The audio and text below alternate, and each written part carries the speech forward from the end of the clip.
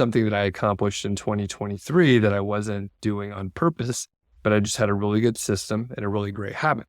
I read 53 books, more than one book per week in 2023. I'm about to head to the gym, but I wanted to record a quick video about goals. A lot of people are setting goals because it's the beginning of the year. And I really am not a resolution person, but inevitably someone will ask what resolutions I have. Usually I just try to make a joke. So when I was hanging out with some folks, we were all going around. One person was going to work out more, right? They were going to use their Bowflex. So when it came around to me, I said, I'm going to work out too, but I'm going to use shake weights. So I didn't actually tell anyone exactly what I was going to do, but I do have some, things that I'm working on. I can tell you that I am doing dry January, which is not going to be too bad. I've done this before. I may even extend it past January, but there have been times the last few years where it was just an easy thing for me to do. At the end of the day, I would grab a beer. I have a kegerator, so maybe I would grab a beer out of the kegerator. Turns out I sleep really well when I don't drink alcohol, so it's really easy for me to just cut back, and then I just feel better, and then it's easy to just keep it going. But I will talk about goals, all right? So one of the big things with goals is to either figure out how to take your goal and translate it into a habit or a system, kind of use those interchangeably.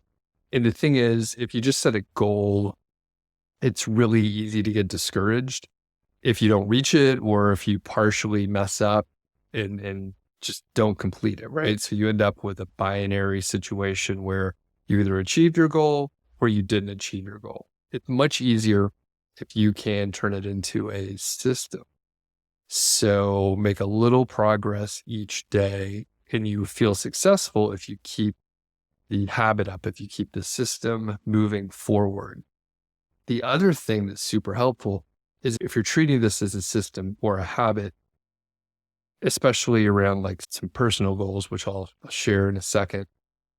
I do have goals. I just typically start before. I don't care if it's January or any other month.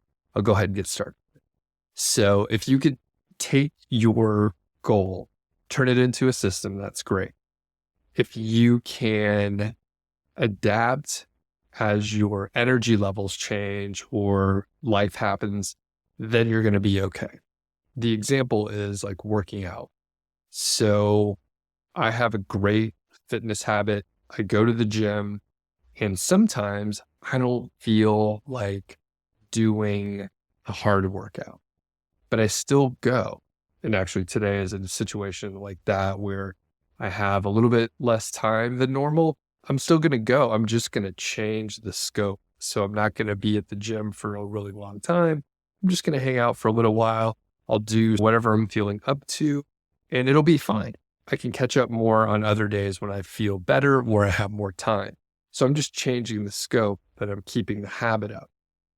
The big thing here is you have sort of a compound interest type effect where day over day, I'm not making much progress, not much at all. But over time, I have this great habit of going to the gym and working out and staying active. Sometimes maybe I don't go to the gym and I go for a hike instead, but changing the scope and keeping the progress of moving forward in place is the super important thing. So any given day, it's not like me working out one day is going to help me be stronger, but cumulatively definitely adds up. Related to fitness and health, I have been focusing on eating a high protein diet. And that's about 1 gram protein per pound of target body weight, which is right around what I weigh currently. But the thing is, that's quite a lot of protein. And if you would have told me how challenging it is to eat 160 or 70 or 190 grams of protein, I wouldn't think it's that hard. But if you start tracking what you're actually eating, it's quite difficult to accidentally hit your protein target, especially when I'm trying to eat more than most people. So the best way to do it for me is to, start early in the day, like do a really good job early in the day. And then it makes it much easier. The thing is, especially with protein, you can't catch up at the end of the day without feeling horrible. If I'm targeting 160 grams of protein and say I only have 80 grams by dinner time or so, that means I need to eat another 80 grams of protein in one sitting, which is doable. I've done it before, but it ends up being a decent amount of food and you have to really plan for it. All that to say, it's much better for me to look at my goal for the overall day and make sure that I set up a system and a habit where at breakfast I can get 50 or 60 grams of protein, and at lunch, the same deal, and the same as for an afternoon snack. And then I'm in a great spot, especially around the holidays, right? If I'm trying to eat a lot of protein and I'm going to a party where I know it's going to be hard to actually get high quality protein, I'm going to have to plan and eat that food earlier in the day. I'll finish with something that I accomplished in 2023 that I wasn't doing on purpose, but I just had a really good system and a really great habit. I read 53 books, more than one book per week in 2023. And you may be thinking, I bet they're all audiobooks. No, I read about, I think it was 8 audiobooks, or I listened to 8 audiobooks, and the rest were print books or Kindle. Now, I just have a habit of reading before bed. And that's one thing that I've realized in the last couple days here. If I read for maybe like 30 or 40 minutes or even an hour before bed, number one, I sleep much better. So sleep is a theme here. I sleep much better, and I sleep better through the night as well. Part of it is probably like not watching TV or having my face in a screen. And I'm sure that helps, but I'm reading fiction at night typically, and it just kind of takes me out of the day and I'm thinking about other stuff, and I sleep so much better that it's absolutely amazing. So I've started to keep a little data about that.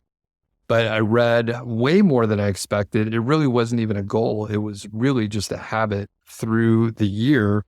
Just each night, even if I was on vacation, whatever, I would read before bed. I'm also reading in the morning now. So in the last month or so, I started reading a little bit more nonfiction in the morning, and it's been great as well. It just gives me a lot of ideas and gets my brain thinking critically versus like scrolling on social media, which is kind of a waste of time. So if you have any tips, just leave a comment below.